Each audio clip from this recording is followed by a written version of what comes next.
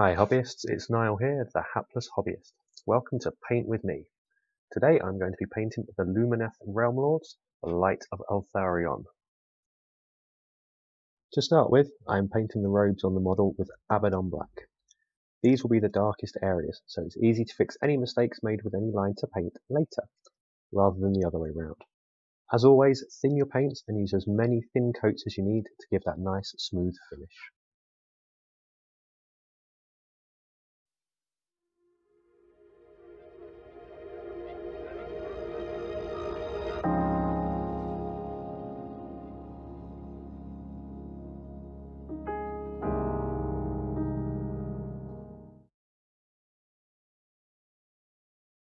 Once done, the cape looked great, but a bit flat.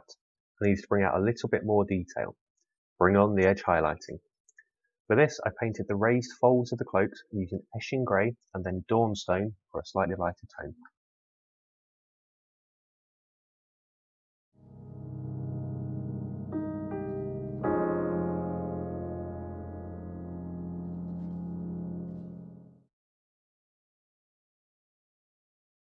Next, it is onto the main body of the model, the armour.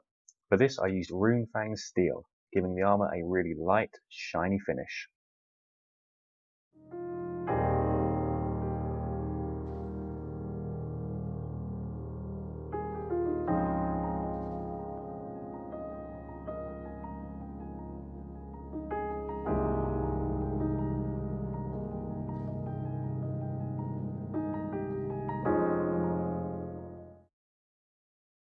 For this stage of the armour, I wanted to give it more of a green tone, so I added a mix of Bieltan Green and Larmian Medium. I did 1 part Bieltan Green to 5 parts Larmian Medium, so it was really thinned down, and just painted that over all of the Runefang Steel.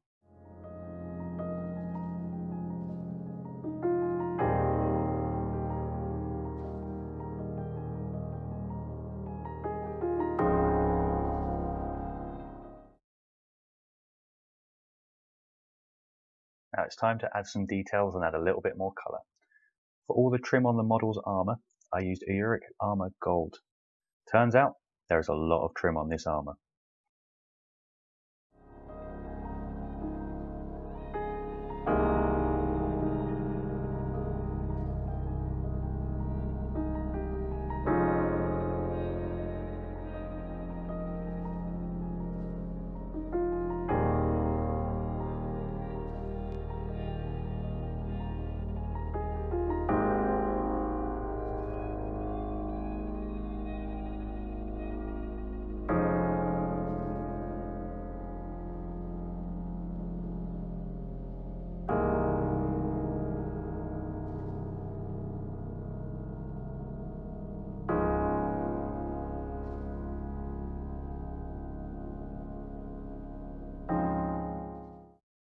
On the sharp edges of the trim and any of the corners, I added an edge highlight of Runefang Steel.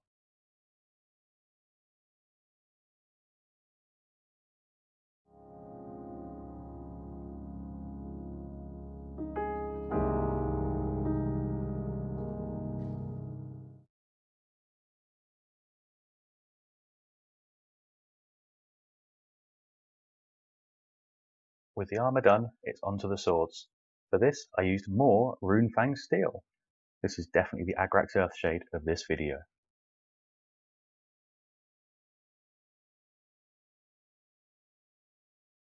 For a splash of colour and a magic glow to the swords, I shaded the blades with a 1 to 3 part mix of Temple Guard Blue and Larmian Medium.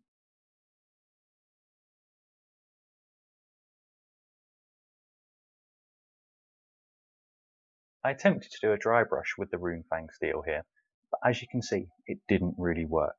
It can be quite tricky to do dry brushing with a light toned metallic paint.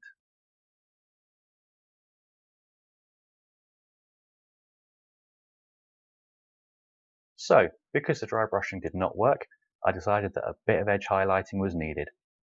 Yay, my favourite.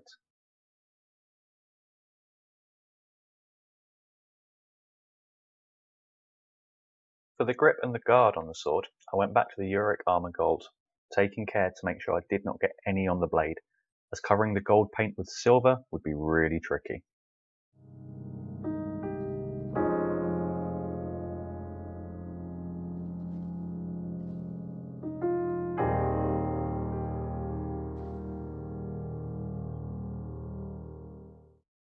I wanted to give the gold on the sword a slightly warmer tone to the rest of the model, so I added Reikland Flesh Shade over the whole thing.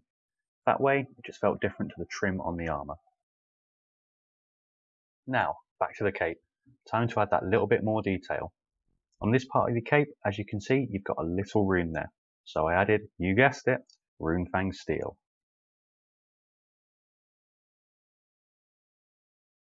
As with the armour, I added the shade mix of Biel-Tan Green and Larmian Medium, just to tie it all together. More gold trim time! With the cape, as with the rest of the model, I used Uric Armour Gold.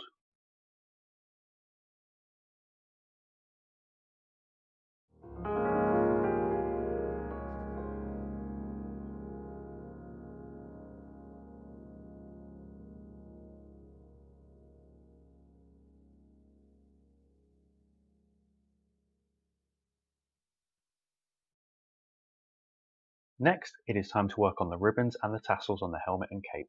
To start, I added a base colour of Caliban Green.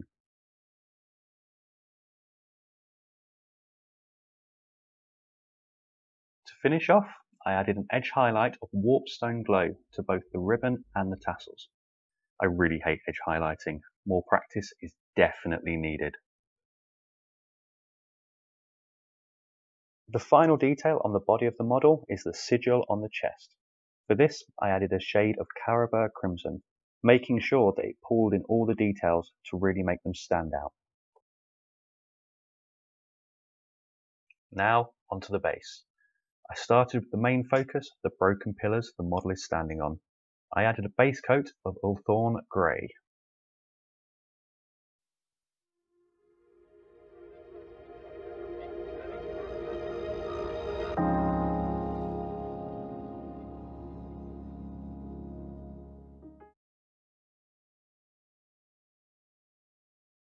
With the sand and dirt around the pillars, as well as on the main base of the model, I painted with Zandri dust.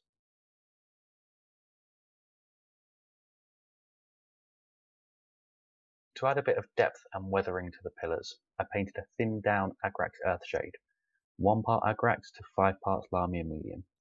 I didn't want the shade to overpower the grey, just add a dirty feel to it. For the rest of the base, I used Agrax Earthshade but undiluted.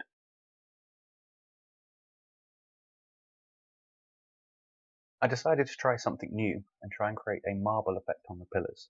To start with, I used a watered down version of Dawnstone, painted lines across the pillar and taking care to make sure they looked like they were all joined up and part of one cohesive pattern.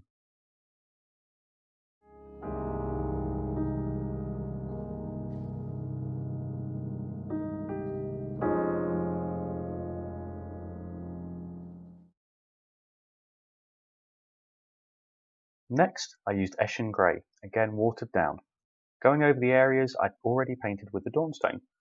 I was trying to paint thinner lines so it looks as if the marbling is getting darker nearer the centre.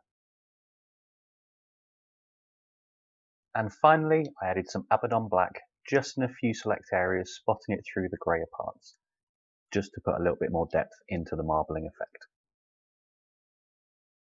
For the runes on the pillar, I used Nuln Oil, making sure to add it to the recessed areas, and making sure it flowed into the shape around the runes to really make them stand out.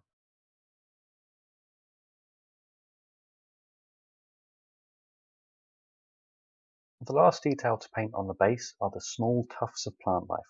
For these I used Deathworld Forest and then added a shade of Athonian Camo Shade.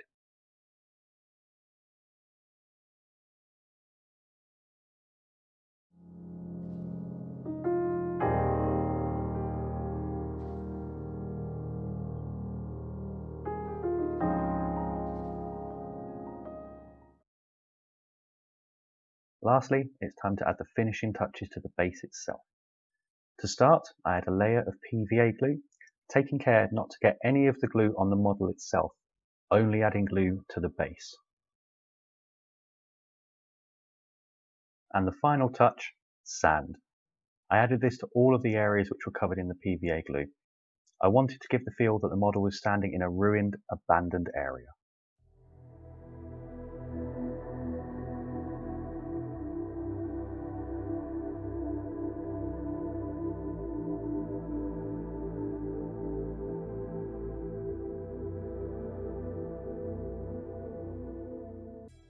And that is it. The model is complete. I had a great time painting this one. It was really great fun and a real challenge. There are some parts I'm really happy with. I love how the armor came out with that green tone. It was definitely something I'd not seen before, but something I wanted to try. However, on the downside, I am not overly happy with the marble. It was something I had not done before and wanted to give a try, but it didn't quite work out this time. On the positive, I know what I did wrong. I did not thin the paints down enough, so it looks too stark. So, work on the base for next time. But it's a lesson learned. What would you have done differently? I hope you've had fun joining me today. If you like what you see, feel free to subscribe and like the video, and I will see you next time. Hopefully it won't take me as long to put out another video.